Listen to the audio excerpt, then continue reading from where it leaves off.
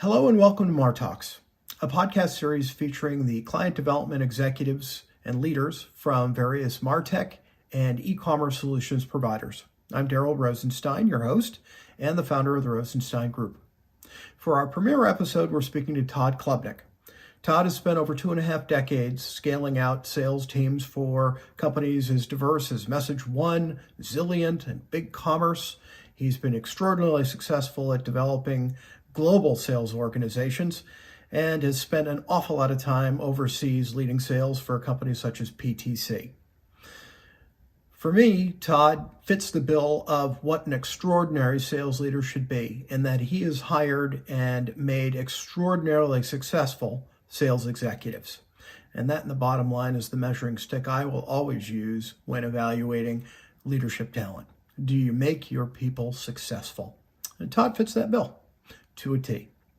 No pun intended. We covered a lot of ground in this episode as I asked Tod about all stages of scaling the business and sales process.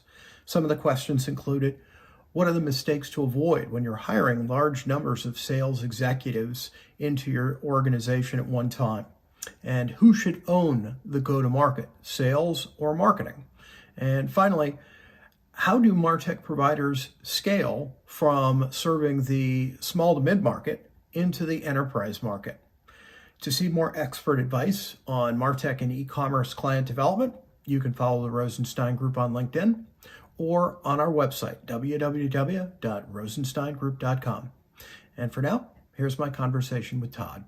Well, hello. Today we're joined by Tod Klubnik, a gentleman that goes back with me for over 2 decades now, a leader in enterprise software sales for an extremely diverse portfolio of companies, including MessageOne, BigCommerce, Dell, Zilliant, PTC.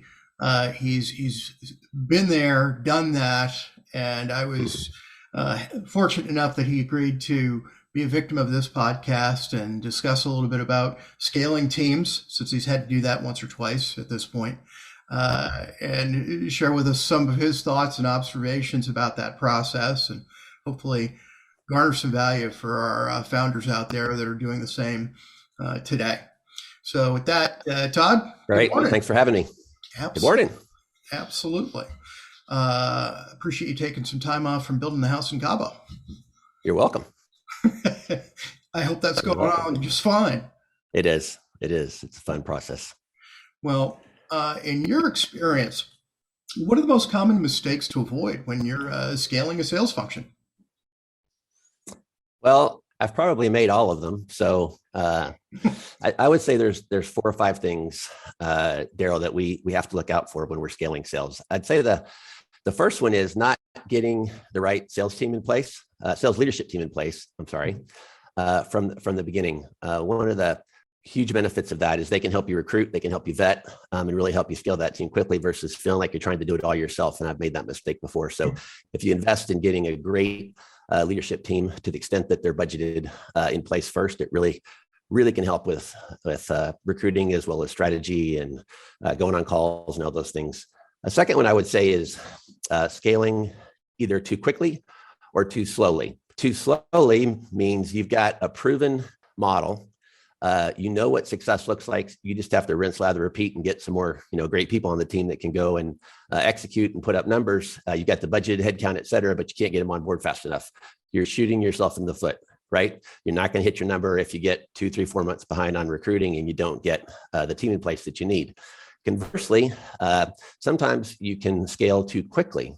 An example of that would be if you're going into a new vertical or exercising a new sales model, sales profile, for example.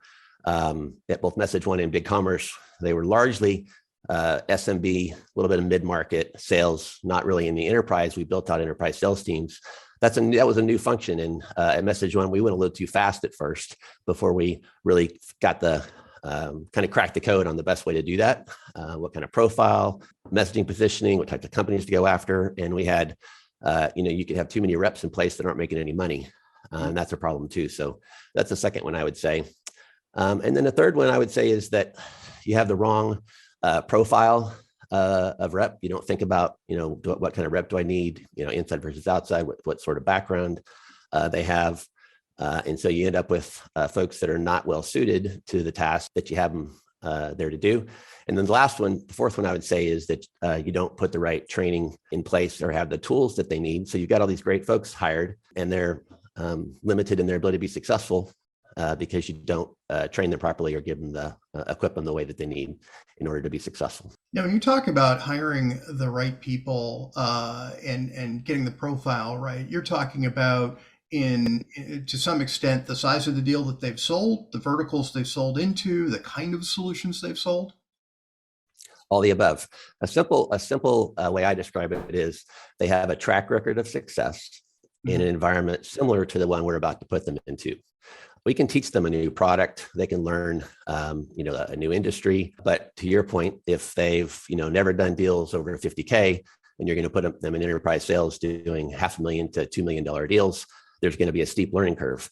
When you're scaling sales teams, you don't have time to have somebody learn a new role and a new product and industry at the same time. So it's much easier if they can be plug and play in terms of the role and the type of selling that they'll be doing. The next question I have for you has to do with go-to-market. And the big question is, when it comes to ownership of go-to-market, who should really be driving that? Should it be marketing or should it be sales? I'm really glad you asked me that question because I think it's a fallacy. I think it's a trap. It has to be jointly owned. And you probably knew that when you asked me the question. You tried to trick me, but it has to be jointly owned. And I see in so many companies that sales tries to own it, or marketing tries to own it. Inevitably, they just butt heads, and there's power struggle and egos and hurt feelings and silos and everything else. It's got to be, it's got to be jointly owned. And one of the things that we did at BigCommerce, which is a great company with a great culture and great leadership and great products, is we called it the go-to-market team. And it was one team, and we did everything together. We did weekly meetings, sales and marketing kickoff. We called the go-to-market kickoff. We had one strategy, and we were, really attached at the hip on everything. Now we each own our elements of that, but it was one team with one overarching strategy. Yes, there's no doubt that BigCommerce has certainly gotten very big as a result of those efforts. Now, when I think about the founders and CEOs that are out there that are hiring their first VP of sales and first CRO, they've closed the majority of those first transactions. So they have all of that intellectual property derived from those motions, those processes. And then they bring on board a leadership team that's going to be essentially carrying the ball forward from there. In your experience, what is the most important thing for that CEO and that founders team to do to enable that executive team, that sales leadership? I think it starts with having the right match for both of them from the get-go. And both of them can make mistakes about whom they will bring on board, or, for the sales leader or CRO, it's easy to make a mistake about, the type of company or type of CEO or founder or team that you'll go work for. And I think that's the most important thing to start with, is to make sure it's a good fit. It's a good culture fit. There's a good personality fit. I've made the mistake of looking past that, and you can't fix it. You just can't. It's really, really, really hard to change that if you don't get it right from the beginning. So I would start with that. Secondly, I would say to embrace some friction. It's a good thing. That's how we get better. That's how we perform better, is to challenge each other, ask the harder questions, push each other. And so you have to listen, be humble, not have a huge ego, and you can really grow through that and have a better partnership. And then the third thing I would say is, as a sales leader or CRO, you have to know the market. And when coming in the door, you won't, but that should be really job one, is I've got to get my hands around this product, this industry, our customers, our competition. I have to go on a lot of calls so that when you are talking through strategy or some key decisions, you're doing so from a point of view of tremendous credibility and knowledge, not a big ego or what's worked for you in the past. And then the last thing I would say is to, pick your battles, right? Really focus on partnering on the big strategic items. And then to the extent that you can, don't sweat the little things, the small things. And that goes for that CEO and founders team too. I would push back on on them trying to micromanage every little detail of what you're doing in sales. And conversely, let go of some small things that you don't need to be focused on, if that makes sense. Absolutely. Well, I mean, does it ever make sense, and when should the founder or CEO, once they have a sound leadership team in place, step away from sales? I don't think they should ever step away entirely, because you want them to stay connected so they know what's going on. And that's really critical I believe, for a CEO to properly set strategy and be a great leader, is they have to stay connected, but they have to be willing to let the sales leader do their job. And that goes all the way back to the very beginning, that make sure you find that right fit to begin with. But then whenever it's not happening, you have to speak up, and you have to push back and explain why you need to be able to do your job. You hired me for a reason, and you need to let me focus on and do my job. We want you to be involved in sales, but you can't own sales. Those are two very different things. So it has to go from they own sales and they're calling all the shots to they're involved. They go on calls. You pull them into big, strategic deals. They, do peer level executive to executive selling, but they can't own the sales function. They can't own all the daily decisions that are happening. They have to be willing to let those go. And that's inevitably a point of friction in many companies. And it's just part of the growing process. And when it comes to pricing policy and contract policy and all of that, that really needs to rest within sales, doesn't it? It does. But I think things like packaging, positioning, pricing have to be jointly collaborated on with marketing, product, sometimes CEO. Sales doesn't know it all. And even if they do have the right answer, you're far better off collaborating with your teammates and your partners in the business to come up with the strategy and the plan than if you do it on your own, because then you won't have their support. Is it easier to work with an operator or a CEO that's actually been in sales before, or is that more of a problem? I've done both, and I think both can work great. I do. Both can be great, and both can be a problem. We'll come back to a couple examples on that. I want to get very specific here, since you did spend quite a bit of time with BigCommerce, and that's certainly our focus here at the Rosenstein Group, is working with emerging Martech suppliers and then the related supply chain solutions that support e-commerce. And that sector has just experienced, again, a decade's worth of growth per year for the last 2 years. So it's become extremely difficult to retain and find qualified executives in that space. Do you have any advice for founders that are looking to do just that? That's a great question. And I would say that it really starts with having, and putting together, committing to putting together a great executive leadership team that has a great culture and is very collaborative, and where everybody respects each other, and there's no, let's say, glaring holes where, my cousin or my best buddy is actually running marketing, but they don't, have experience or to necessarily do that. Players want to be a part of teams.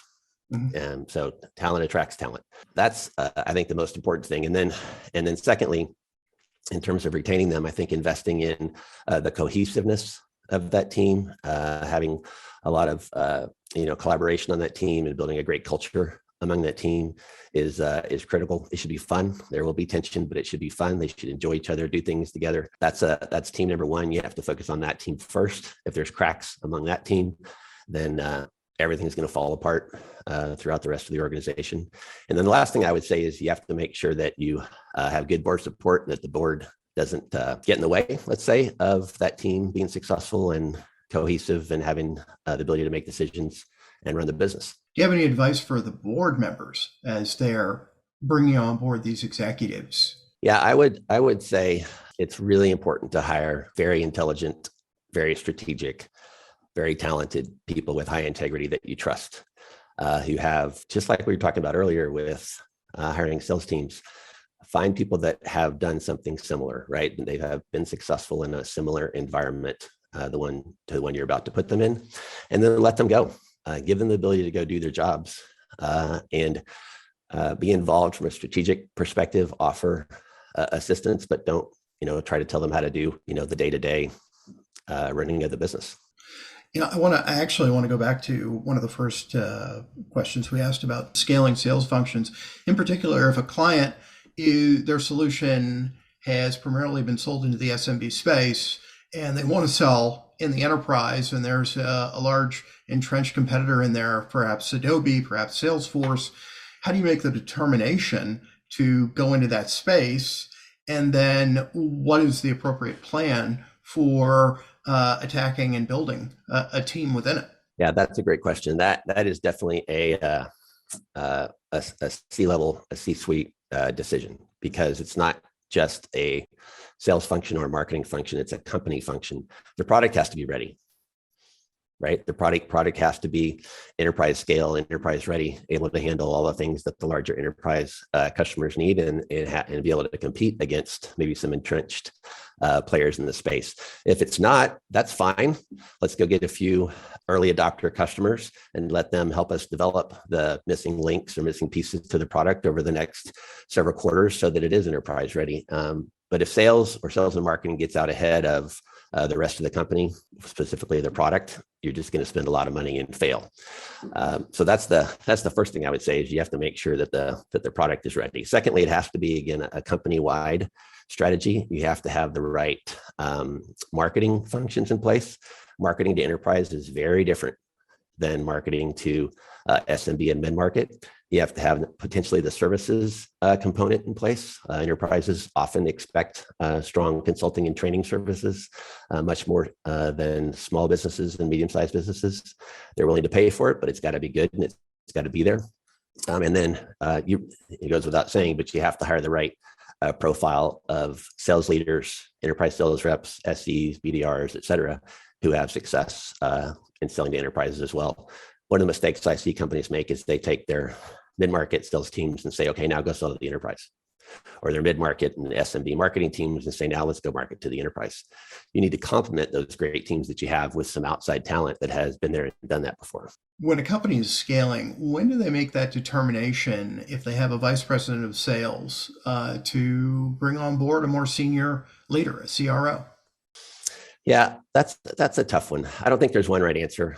I think it depends on the company and the individuals that are in those roles. If you have a high functioning sales and marketing team with very talented sales and marketing leaders who you believe have the headroom to scale their respective organizations from, let's say you're at 20 million today and they can get it to 100 million.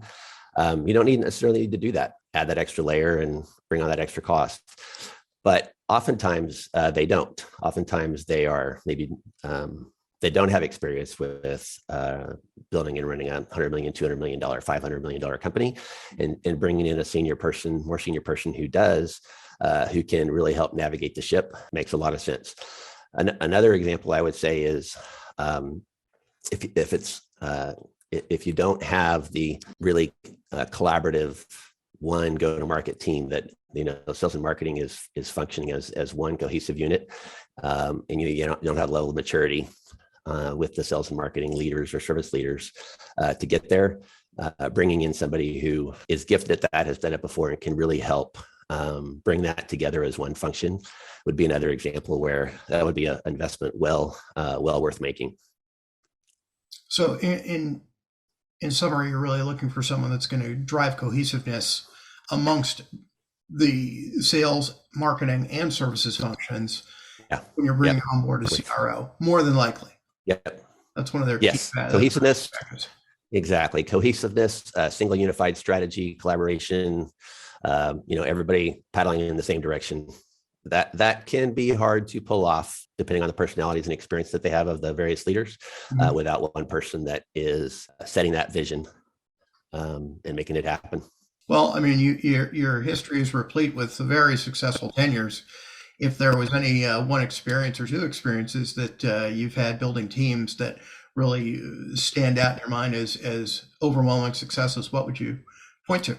Well, first of all, any of those successes are because of the team that I was fortunate enough to put around me, not because of anything I might have done, because it really does. The first thing that you have to do is build a great team and bring them together and paint the vision and then let them go do the magical and miraculous work that they do every day, and But with that said, I think there's a few examples that I'm really, as I look back on, I'm really proud of what we accomplished together. One of those was MessageOne, a great company here in Austin, Texas, that was focused on selling to small business and mid-market primarily, and email continuity and archiving software product, as well as emergency messaging SaaS products.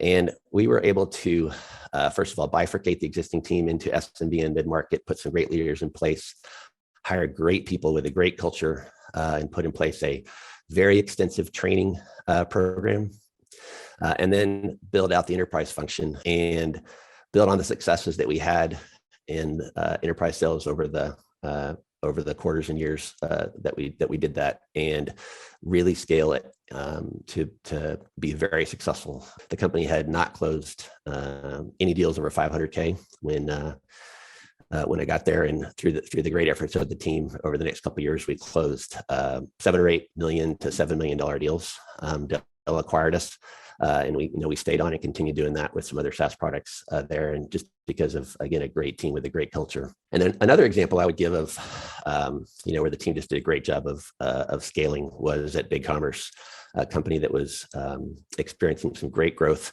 had the potential for massive growth and a huge market opportunity.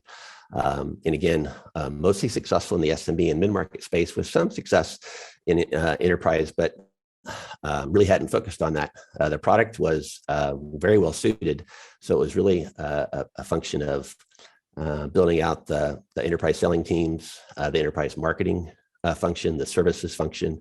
BDR, a partner ecosystem, was a huge part of that, because they have those relationships to get into those enterprises. So we were able to do that and grow enterprise sales from less than 20% of the bookings to about 65% of the bookings, and now it's even higher than that. They've done a tremendous job there, and it's really, they're very much an enterprise player. And one thing that I want to go back and emphasize is training and culture. Most early stage software companies are terrible at training. They don't take it seriously. They don't invest in it. They don't believe they have the resources to do it. So essentially, you're spending a lot of money to recruit and hire great salespeople and BDRs and SEs, and then just throwing them out there. Take the time to invest in a rigorous 3-month training process. Identify the things that they need to get trained on. Build out a curriculum. You've got subject matter experts within the company that can train on everything they need to know, and put them through that process. Test them as they go through it, and make sure that they really, really are equipped to go out there and do their job. And if you do that, it'll pay for itself in spades. Any favorite solutions out there that you've encountered to facilitate that? No, not really. I'm sure there are, but I'm not an expert on it. We really just, we kept it very simple, and recorded some training videos. Somebody giving a great presentation. We had a curriculum plan of like 30 or 40 topics, everything from market, competition, product, day in the life of the customer, how to give a demo, how to prospect, how to write a veto letter, et cetera. And we just did live training, and then also recorded videos so people could go back and watch them again. One of the keys there is to do assessments and make sure that your team is really learning what you think they're learning. So at the end of every 2 weeks, we would do a little role play, whether it's a prospecting call or giving a presentation or doing competitive differentiation, whatever it might be. Do a role play with them and assess how they're doing. I'd rather have them fail within our 4 walls than out there. Mm-hmm. So that's a big part of it as well. Yeah, when you're in a crowded market, when there's a lot of noise and a lot of competition, being an absolute expert in your value proposition and how it adds more value versus the competitors is key. I see a lot of solutions teams that are, married to their features and functions, and that never seems to work quite well. How do you advise a company as it's scaling to really put customer value at the center of the discovery process and the sales process itself? Yeah, that's a great question. two things. One is you need your best and brightest across sales and marketing, people that have been doing it for a while, who really know and understand that, to craft the message. Messaging and positioning exercises can be thousands of lives and millions of dollars over many, many quarters. And you don't have time, but you do have time to make sure that you nail the most important value selling points and your your differentiation, your value, et cetera, that you get those right. And you can do that with, like I said, get your best and brightest, the sales rep, enterprise rep that's been there for the longest and has done the big deals. You're a sales leader or two, an SC who's been around the block, marketing who's really, really close to the market and to competition, and just go through some working sessions and identify your most important messaging positioning that you need to make sure you're getting out there, number one. And then number two, and this is the hard part, that has to be used in every single customer touch point across the entire customer lifecycle. That's not easy. That's a prospecting call, a veto letter, cadences, presentations, demo scripts, marketing messaging positioning, the website, case studies, so on and so forth. Start with the ones that you use the most. You can get a lot of leverage out of just doing those two things. Get the key team together, core team together to develop or refine your customer messaging positioning that really focuses on customer value. And then number two, identify the 5 to 7 sales assets that you use every single day and get those consistent and right. And you'll move a lot of earth just by doing that. Well, I'm going to give you one last question, and that is we haven't addressed customer success. And when to bring on board a customer success leader and add that functionality to an organization, because obviously renewals are key. Unless you're keeping your clients satisfied and making them expert users of your solution and then able to communicate that value, the company isn't going to make it. They're not going to be able to replace the sales they lose. So when, how do you chart the course for bringing on board a customer success function? I think early. You can start. You don't have to spend a ton of money or overhire for this. You can start by just hiring a great director level person for customer success. But you nailed it with all the things that are so important there. It's more than just we took them to the implementation and we gave them the training and now we're off to the next one. So I think you have to do that early. You have to establish that function early. If you have the folks in-house to do it, then maybe you don't have to hire anybody right out of the gate for an earlier stage company. But quite often that's an expertise and a skill set that that doesn't always exist. And it's totally worth that investment. And again, an earlier stage company, you can hire a director level individual. If you're more advanced further along the process, then it's a more senior level individual. But you nailed it. It's critical to the success of the company to make sure that the customers are successful. And that really is a company thing. It's not a CS thing. Sales, it starts with sales and marketing, that they are focusing on and going after the right type of customer. That's the right profile that's going to be successful with the product, that we are doing a good job with discovery and identifying pain and selling and positioning the value of the product that is going to work for the customer, not overselling or stretching what the product can really do. And then having a good handoff process between sales and CS is critical. Sales should stay involved for the first few months to make sure there's a good transition. And then, as you said, getting the right leader in place that really is passionate about the success of the customer, building up references and case studies and getting renewals, et cetera, is really critical to a company scaling. Outstanding. Well, Todd, I really appreciate you answering these questions. Clearly, happy to. The tank is full. The enterprise software has lost a great guy as a leader. If you decide to stay in the investor ranks and the advisory ranks, I hope we see you at the helm of another firm soon. I am. Yeah, I'm doing a little bit of advisory and consulting work, and it's fun. It's really fun. I enjoy it. Outstanding. Well, thanks again, man.